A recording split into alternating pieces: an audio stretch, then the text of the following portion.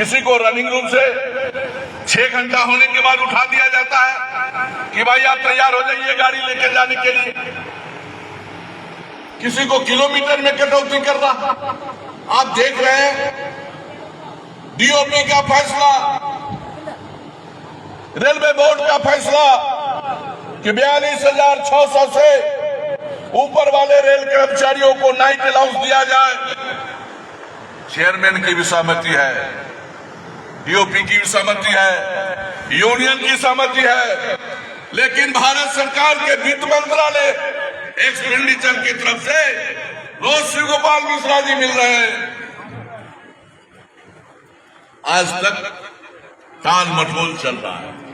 यह कैसा हुकूमत है जो देश के पार्लियामेंट में इस बात को कहे कि कौन कहता है कि रेल का निजीकरण हो रहा है?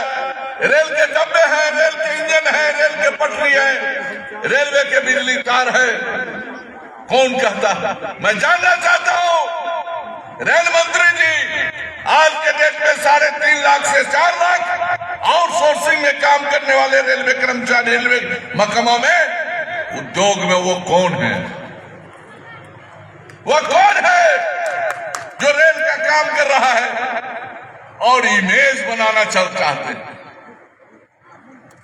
रिजर्वेशन में, बुकिंग में, इंक्वायरी में प्राइवेट लोगों को लगाया गया है 5,000, 6,000 पर, और उनसे इमेज रेलवे के बारे में, रेल का इमेज ट्रेनिंग में महेंद्र जी है अभी रिजर्वेशन सुपरवाइजर से हमारे बीच में यूनियन के साथ ट्रेनिंग में क्या पढ़ाया जाता है? इमेज, पब्लिक इमेज कैटेगरी है, रिजर्वेशन, बुकिंग, इंक्वायरी, और उन जगहों पर 5,000, 6,000 वेतन पाने वाला नौजवान भूखा नंगा जिसको अपने जॉब से सेटिस्फेक्शन नहीं है, उससे रेलवे का इमेज सुधारने का काम है। क्या सुधरने वाला? हमारे साथी पीएनएम में बैठे हुए थे जनरल मैनेजर के सामने, हम लोगों ने पूछा रेलवे पटरी की लंबाई बढ़ गई, नंबर्स ऑफ स्टेशन बढ़ गए, टीआरडी ओवरहेड तार बिछ गई, जीएम साहब पोस्ट क्यों नहीं सैंक्शन हो रहा है? फिनांस डिपार्टमेंट की चिट्ठी आई हुई है कि कोई भी नया पोस्ट का क्रिएशन नहीं होगा। तो चिट्ठी मंगाओ कि जब तक पोस्ट क्रिएशन नहीं होगा तब तक स्टेशन का परिचालन चालू नहीं होगा, उस रेल पटरी से गाड़ी नहीं गुजरेगी। आज रेल मजदूरों को मैं समझता हूं कि यह भारत सरकार अपने पेशेंट्स का, अपने धैर्य का प्रतीक्षा ले रही है, परीक्षा लेने का काम कर रही है कि किन परिस्थितियों में रेल कर्मचारी काम कर सकते हैं। आज रेलवे हॉस्पिटल जाइए, वो ऐसी परिस्थिति पैदा करो कि कोई भी रेल कर्मचारी रेलवे अस्पताल में नहीं जाए। कहीं डॉक्टर नहीं है तो कहीं कंपाउंडर नहीं है, कहीं ड्रेसर नहीं है, कहीं सर्जन नहीं है। सारे डिविजनल हॉस्पिटल को एक हेल्थ यूनिट के रूप में तब्दील कर दिया गया है, और एक सेंट्रल हॉस्पिटल है पटना में, वो भी इतना ओवरलोडेड है। वहां एनएफ रेलवे का, जमालपुर कारखाना का, बेला कारखाना, पहिया कारखाना का, और छपड़ा की तरफ से एनी रेलवे के रेल मजदूर भी वहां पर इलाज कराने आ रहे हैं। सारा जगह काम बंद है। काम हो रहा है तो हमारे सुपर स्पेशलिस्ट सेंट्रल हॉस्पिटल में सभी लोग मेडिकल के स्टाफ हर डिवीजन में, आप पता कीजिए, आप लोग उनके बीच में रहते हैं, कितने मजदूरों की संख्या, कितने लोग इलाज कराने के लिए जाते हैं। एक ऐसा परिस्थिति पैदा करो कि रेल कर्मचारी रेलवे अस्पताल से उसकी छुट्टी हो जाए। जिस तरह से रेलवे स्कूल में टीचर नहीं रहने के कारण, लापरवाही के कारण रेलवे का स्कूल बंद हो गया, रेल कर्मचारी के बच्चे वहां नहीं जाते हैं, उसी हालात में बंद हो गया करीब करीब सब स्कूल। एक दो जगह स्कूल चल रहा है, एक मुगल सराय में चल रहा है, एक आधा अधूरा दानापुर में चल रहा है। वही हालात स्कूल का, वही हालात हॉस्पिटल का। सारे इसी रेलवे और इंडियन रेलवे में सफाई वाले का पद समाप्त कर दिया गया और पोस्ट क्रिएशन कहां हो गया? मैकेनिकल में जेई का पोस्ट का निर्माण हो गया। बी क्या हुआ, डिप्लोमा क्या हुआ, हेल्थ इंस्पेक्टर की सीनियरिटी क्या होगा, लियन क्या होगा, उनका काम क्या होगा? और मैकेनिकल के सुपरवाइजर का, रेलवे स्टेशन का कहीं कहीं पर काम चल रहा है सफाई का, लेकिन बड़े बड़े रेलवे कॉलोनियों की सफाई भगवान भरोसे छोड़ दिया गया है। छोटे छोटे स्टेशनों की सफाई भगवान भरोसे छोड़ दिया गया है। और भारत सरकार की स्वच्छता अभियान, प्रधानमंत्री का स्वच्छता अभियान रेलवे कॉलोनी में नजर नहीं आ रहा है, छोटे छोटे स्टेशनों पर नजर नहीं आ रहा है। यह स्थिति पैदा हुई। आज जाइए, आप पीएनएम में बैठने वाले लोग हैं, वहां पर आकर सीनियर डीएन कोर्ट कहेगा, डीआरएम कहेगा रेवेन्यू में पैसा नहीं है, कैपिटल में पैसा है, और कैपिटल के पैसे से, जोनल में या रेवेन्यू के पैसे से रेलवे क्वार्टर्स का उद्धार हो सकता है, लेकिन कैपिटल के पैसे से हमें दिशा निर्देश दिया गया है रेलवे बोर्ड से कि रेल पटरी बिछाओ, स्टेशन का सौंदर्यीकरण करो, लेकिन रेल कर्मचारी के क्वार्टर को, आवास को मरम्मत करने के लिए और नया क्वार्टर बनाने के लिए बहुत ही स्थिति गंभीर परिस्थिति में चल रहा है।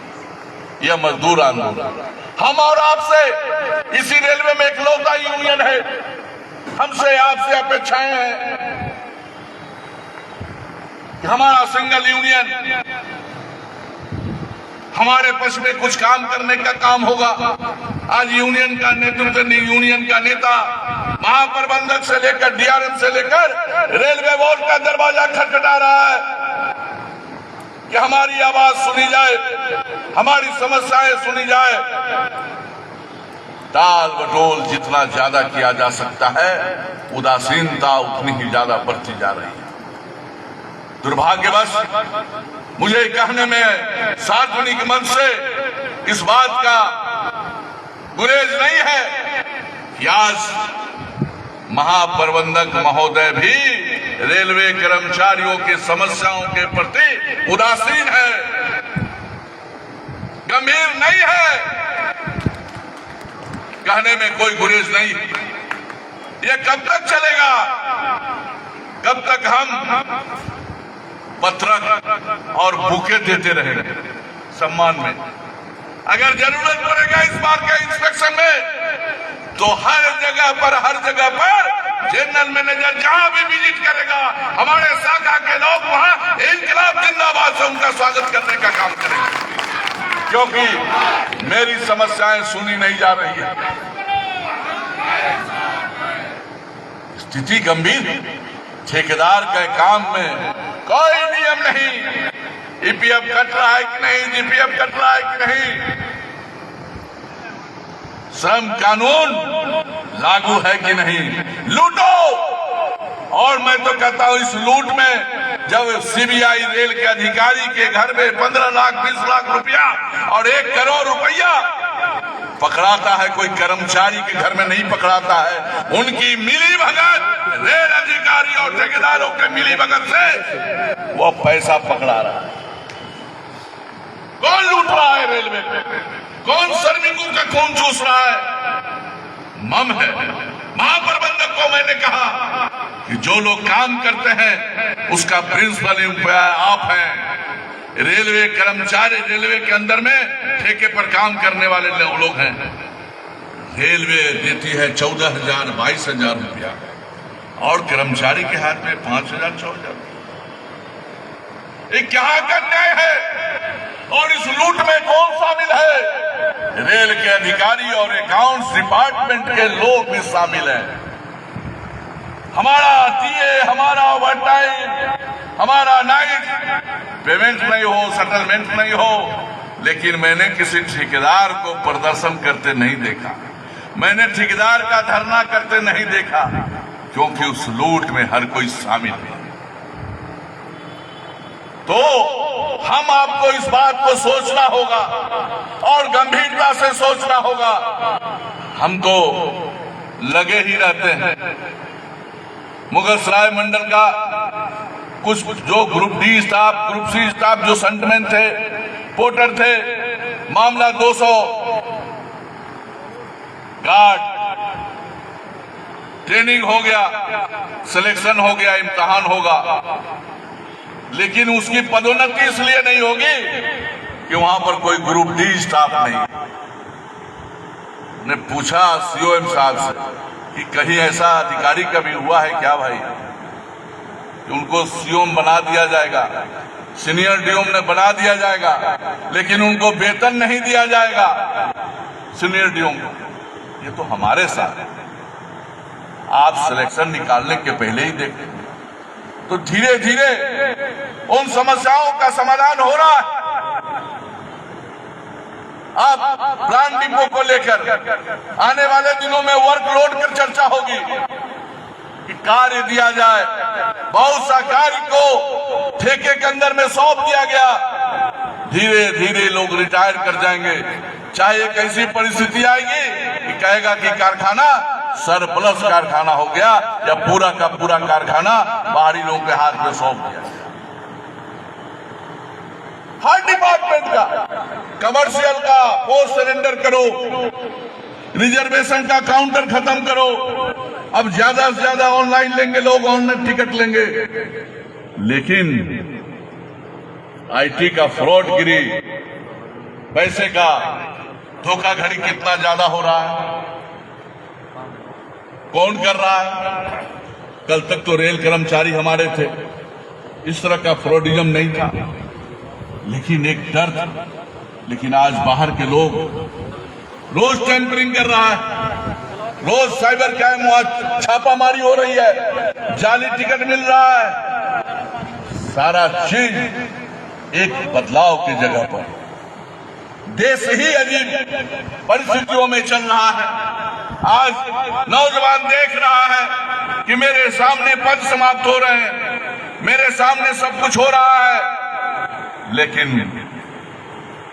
धर्म का चाशनी पिलाया जा रहा है, देशभक्ति पढ़ाया जा रहा है। क्या मेरे देशभक्ति में और रेल कर्मचारियों के देशभक्ति में कोई कमी है क्या? देशभक्ति नहीं रहती, पूरा देश सोया था, घर में छुपा था कोरोना के पीरियड में, और हमारे रेल कर्मचारी रात और दिन रेल परिचालन करने का काम किया। हमारे 3500 रेल कर्मचारी जान गई।